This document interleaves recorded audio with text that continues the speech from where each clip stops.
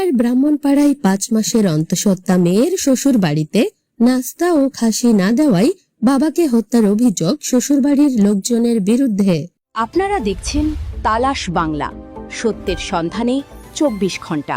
কুমিল্লার ব্রাহ্মণপাড়া উপজেলায় 5 মাসের অন্তঃসত্ত্বা মেয়ের শ্বশুর বাড়িতে নাস্তা ও খাসি না দেওয়া নিয়ে বিরোধের জেরে বাবা বাদশা মিয়াকে হত্যার অভিযোগ উঠেছে। এই ঘটনায় নিহতের পরিবারের পক্ষ থেকে মেয়ের স্বামী মহিউদ্দিন, শ্বশুর মতিন মিয়া, শাশুড়ি রোজিনা বেগম ও ননদের স্বামী হৃদয়ের বিরুদ্ধে হত্যার অভিযোগ করা হয়েছে।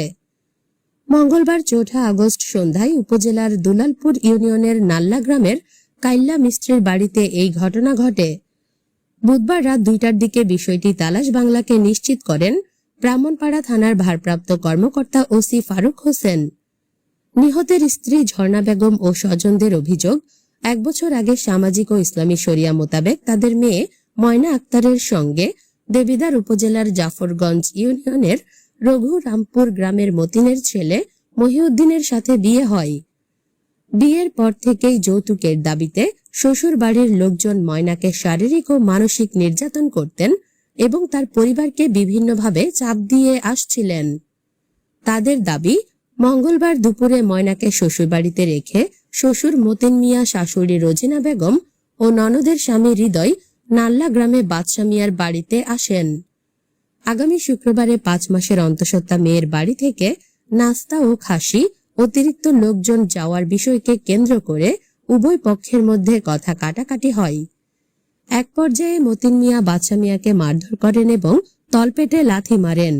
এতে তিনি ঘটনাস্থলেই মারা যান বলে অভিযোগ করেন স্বজনরা।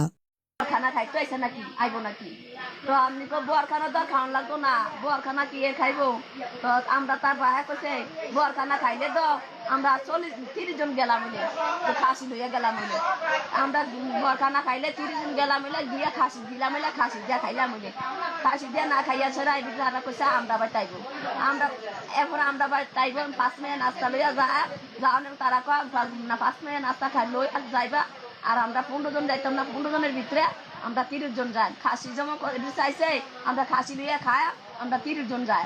30 জনের ভিতরে তারা আজ যাইছে দাওয়াত খাইতো, দাওয়াত দিতে আইছে, দাওয়াত দিতে আইয়া কইছে এমনি এমনি।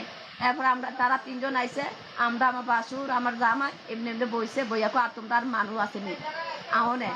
আমরা জামাই কইছে কর না তাইলে কথা তাইলে কথা কই তো কোন কথা কর কথা কইতা এরপর কি ওটা আল্লাহ বাঁচাইলে বেআইয়ে আল্লাহ বাঁচাইলে আপনারা 30 জন এই বরখানা খাইবেন। তো বরখানা খাইতো তার পাহাবার কইছে, আমরা তার পাহে কইছে বরখানা খাওয়া লাগতো না, আল্লাহ বাঁচাইলে বাইও বহুত খাইছি কার খাইতাম না তোমার বাড়ি।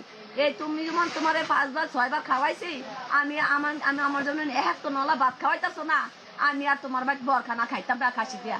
এই কথা কইতে কইতে এবারে তারা এবার বরখানা কইতে দেরি হয়েছে, ফাল দা উঠিয়া এবার বাড়ি দেখিতেছে, বাড়ি দেখিতে হরে আমার জামাই ধরছে না বেআই যাইতাম না ধরেন। এই কথা কইয়া 4-5টা ঘুষি দিছে, দিয়া ঘুষি মুষি দিয়া এরপর তোল পেটার মধ্যে 2টা মুড়া দিছে, মুড়া দিয়া এরপরে এবার গলা ছিপা দিয়া এরপরে দিলবাত জায়গাতে ধুম গেছে গা।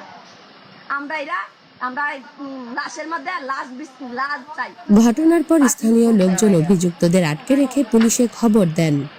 পরে পুলিশ ঘটনাস্থলে গিয়ে 3 জনকে আটক করে এবং নিহতের মরদেহ উদ্ধার করে। এই ঘটনায় এলাকায় চাঞ্চল্যের সৃষ্টি হয়েছে। নিহতের মেয়ে ময়নার বান্ধবী ও প্রতিবেশী তাসনিম জাহান নির্জনা তালাশ বাংলাকে বলেন, এই ঘটনাটি অত্যন্ত হৃদয় বিদারক ও ন্যাক্কারজনক। আমার বান্ধবী দীর্ঘদিন ধরে যৌতুকের দাবিতে শারীরিক ও মানসিক নির্যাতনের শিকার হচ্ছিল। তার আর্থিকভাবে অসচ্ছল হওয়ায় আজ তার বাবাকে হত্যার খবর পেয়েছি। আমি এই ঘটনার সুষ্ঠু বিচার চাই। একই সঙ্গে ময়নার জীবনের নিরাপত্তা এবং তার গর্ভে থাকা শিশুর সুন্দর ভবিষ্যৎ নিশ্চিত করার জন্য সংশ্লিষ্ট কর্তৃপক্ষের প্রতি আহ্বান জানাই। ভবিষ্যতে যেন আর কোনো পরিবার এই ধরনের যৌতুকজনিত নির্যাতন ও সহিংসতার শিকার না হয়, সে ব্যবস্থাও নিতে হবে। আমার বাড়িতে অত্যাচার করে সবাই, আমার ওরই সবাই ননসের জামাই তারপরে দেওয়ার সবাই আমার অত্যাচার করে আমার মুখে। আজকা এবার তাইছে দাঁত দিতে আমার বাপের দূরে চিপা মেরে লাইছে, তারপরে গিয়ে লাঠি দিছে বইয়ের মধ্যে তলপেটও কিল দিছে, কিল দিয়ে তারপরে মারছে। তারপরে আমি এবেতা ছিলাম, আমি কইছি এখান থেকে খবর পাঠাইছে আমার এবেতা আইতাম। আমি পদ দিছি আমার ননসে আমার গালা গালি পদা পদি বাইর মাঝে আমার দাও লইছে কো বাইতো, তারপরে আমার কইন নাইছে জুতা দিয়ে কইন নাইছে, ইডাইছে আমার মুখটু কাছ লাইয়া পুরা লাল করে লাইছে। আমার জালে যদি না ধরতো তাহলে আমার ফাইয়া কুপড়া ফলল। আর জিনিসটিও রাইখা দিছে স্বর্ণের। এই অত্যাচার করে। না না, স্বামীর বাড়ি রঘুরামপুর, বাসার বাড়ি নাল্লা।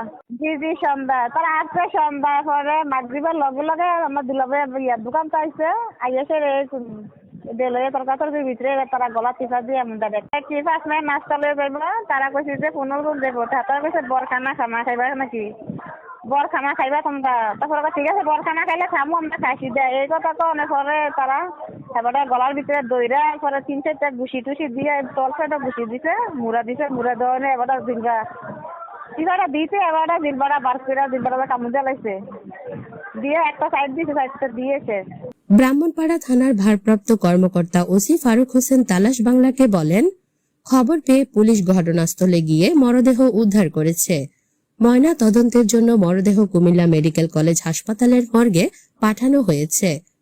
ঘটনাস্থল থেকে শ্বশুরবাড়ির 3 জনকে আটক করা হয়েছে। বিষয়টি তদন্ত করে আইনগত ব্যবস্থা নেওয়া হচ্ছে।